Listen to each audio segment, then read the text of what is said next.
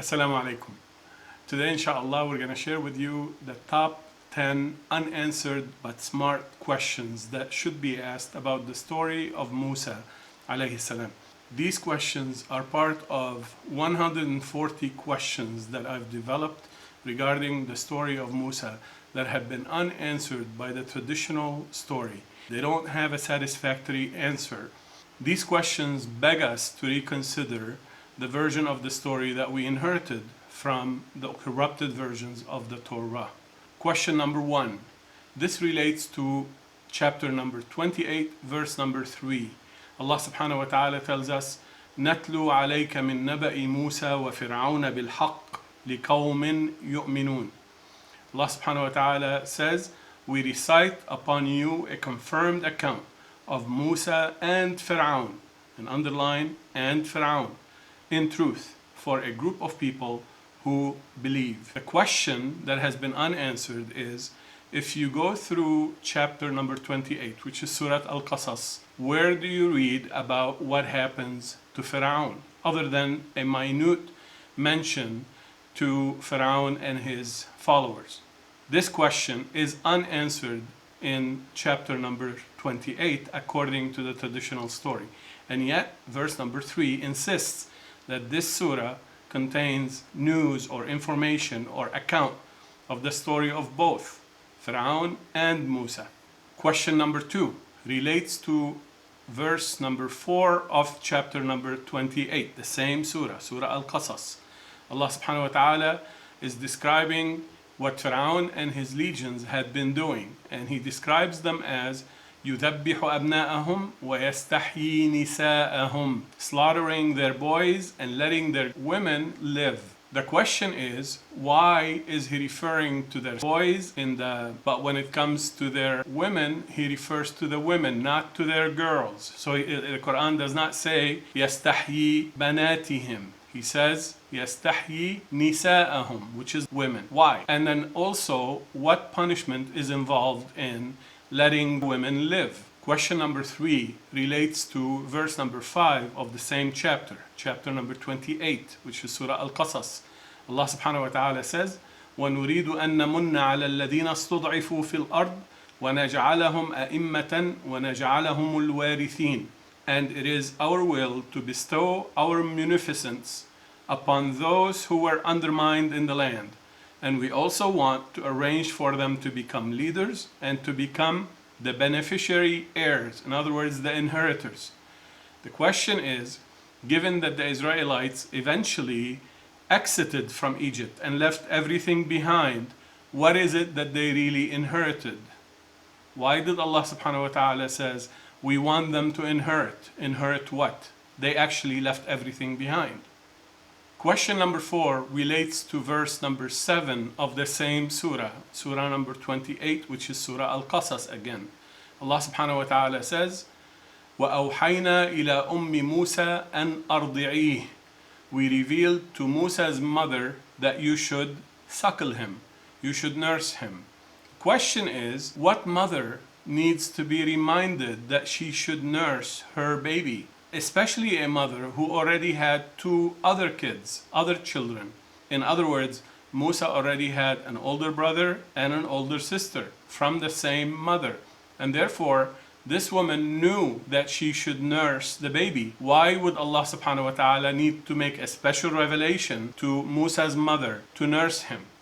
Question number 5 relates to an assumption that's made in the traditional story that Musa's mother and Musa's sister were related somehow to Pharaoh's palace. In other words, they were connected. They had an acquaintance or some connection whereby they could just walk in and make a recommendation. What evidence from the Quran, and this is the important part, from the Quran, is there any evidence to such an assumption? The answer is no, and therefore, why is this assumption accepted blindly?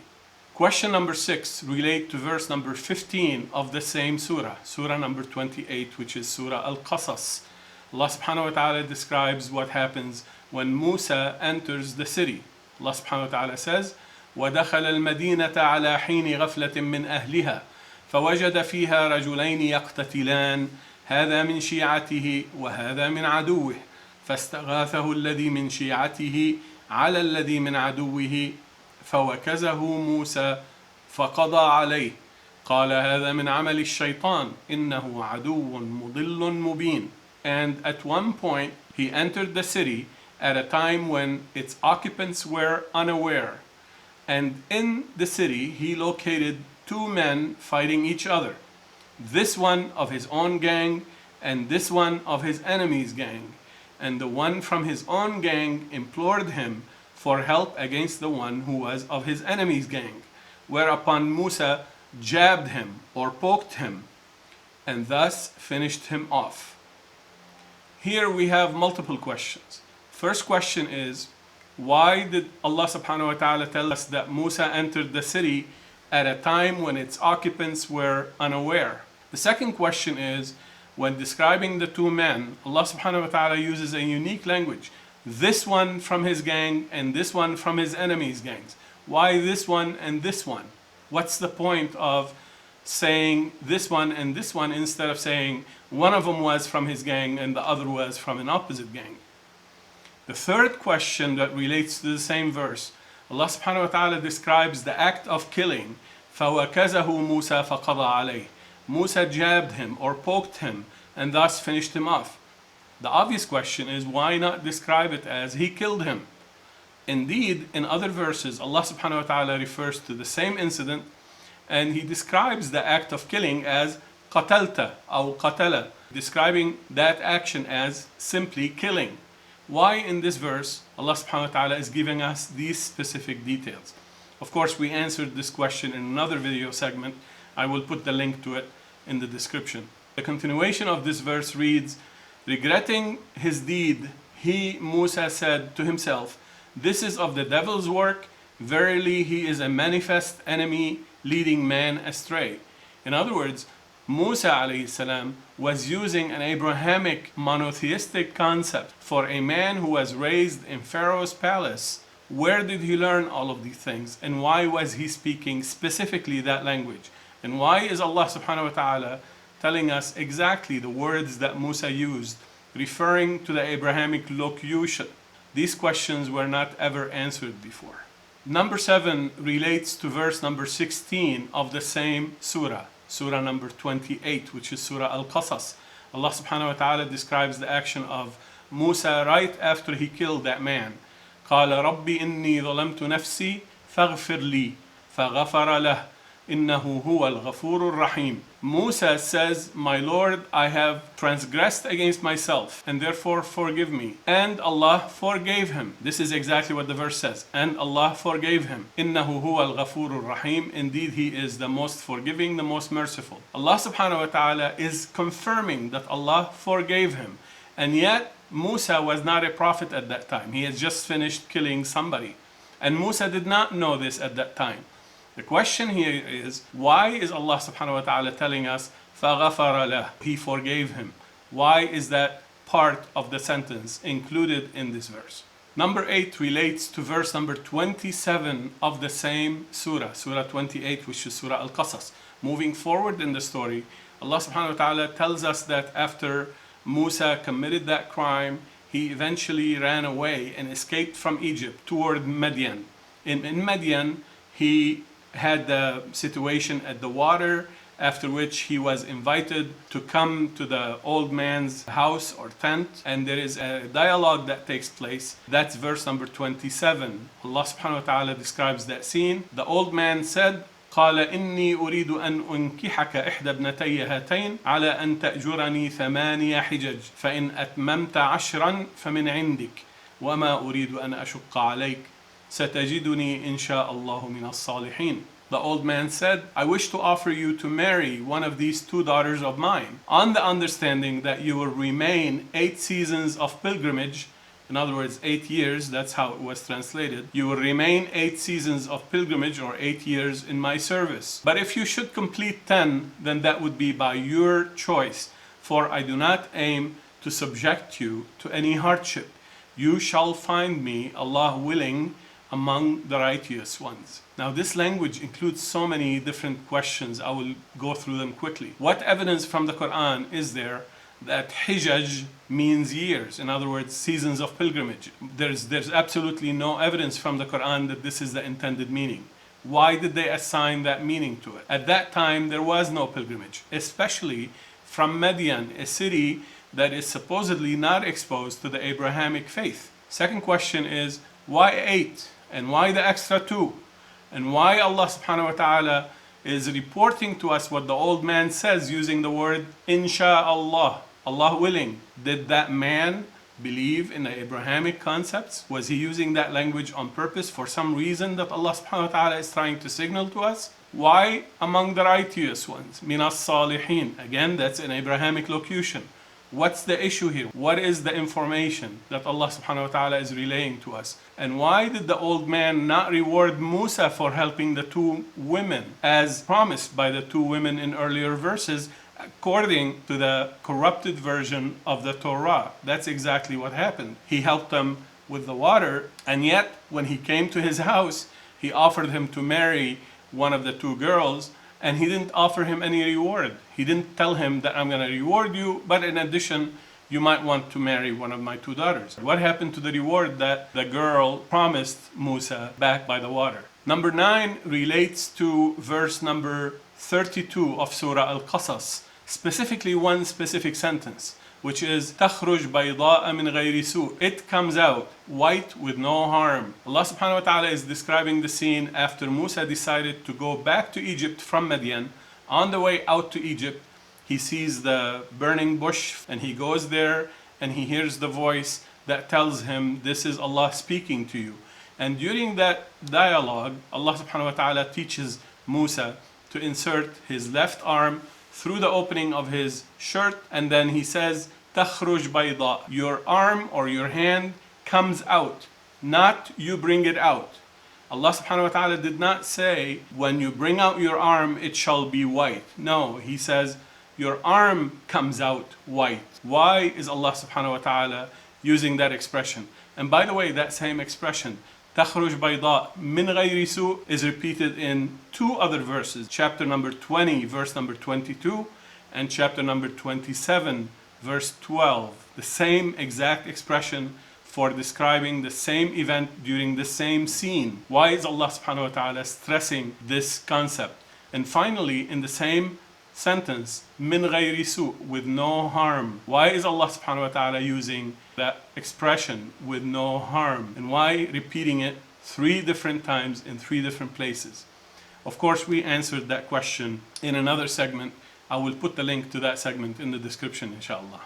And finally, number 10, which is perhaps the most important question that we need to ask about the story of Musa in chapter number 28, but throughout the whole Quran.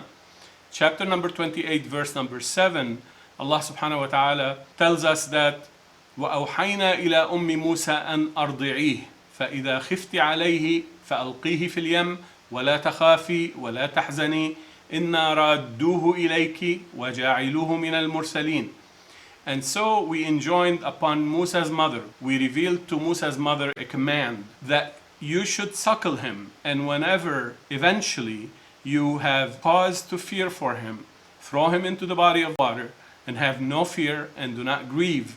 We shall have him returned to you and shall arrange for him to become among the messengers. Furthermore, in verse number 13 of the same surah, number 28, Allah subhanahu wa ta'ala says, after Musa returned to his mother, فَرَدَدْنَاهُ إِلَىٰ أُمِّهِ كَيْ تَقَرَّ عَيْنُهَا وَلَا تَحْزَنْ وَلِتَعْلَمَ أَنَّ وَعْدَ اللَّهِ حَقٌّ. And thus we caused him to be returned to his mother, so that her eye is calmed or appeased, or she's put at peace, and so that she does not grieve, and so that she would eventually have confirmation that Allah's promise is real. So these 2 verses refer to Musa's mother. Of course, the question here is, where is his father in all of this? How come his father didn't have a say about what's going on? Whether or not throwing him into the body of water and returning him and have peace. All of these things, his father was definitely not in the picture at all. Not only he was not in the picture in this verse, he was not in the picture in any parts of the story of Musa throughout the whole Quran. To confirm this concept even further, Look at verse number 12 of the same surah, number 28. Allah subhanahu wa ta'ala refers to أهل بيت يكفلونه لكم, the family of a household who will warrant him for you. The family. And then the very next verse, number 13, Allah subhanahu wa ta'ala says, which is what we just read, فَرَدَدْنَاهُ إِلَىٰ أُمِّهِ. Only his mother was part of the household. Where's his father in all of this? Now someone might say that, his father was not mentioned because he did not take part of his life or whatever. But there is a reason why Allah subhanahu wa ta'ala is clearly pointing out between verse number 12 and verse number 13 that the whole household consisted of only his mother. Question is, where's his father? All of these questions are part of a long list of 140 plus questions that Allah subhanahu wa ta'ala has allowed me to develop. In other words, these questions are begging us, are urging us to look for the real story of Musa according to the Quran. And these questions and all the 140 other questions that I mentioned are not answered in the traditional story that is borrowed from the corrupted version of the Torah. All of these questions are forcing us to reconsider that the Quranic story of Musa is dramatically different than the version of the story that came from the corrupted versions of the Torah. I know these questions are probably not that complicated to some of you and you may think they're irrelevant, but nothing in the book of Allah subhanahu wa ta'ala in the Quran is irrelevant.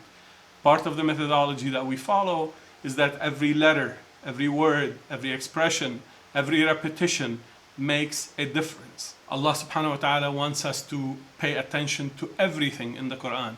And by thinking and reflecting, inshallah, we will get to the right answers. In future segments, I promise you, we will develop and unpack the story of Musa from the Quran and you will discover it is dramatically different. Thank you for watching.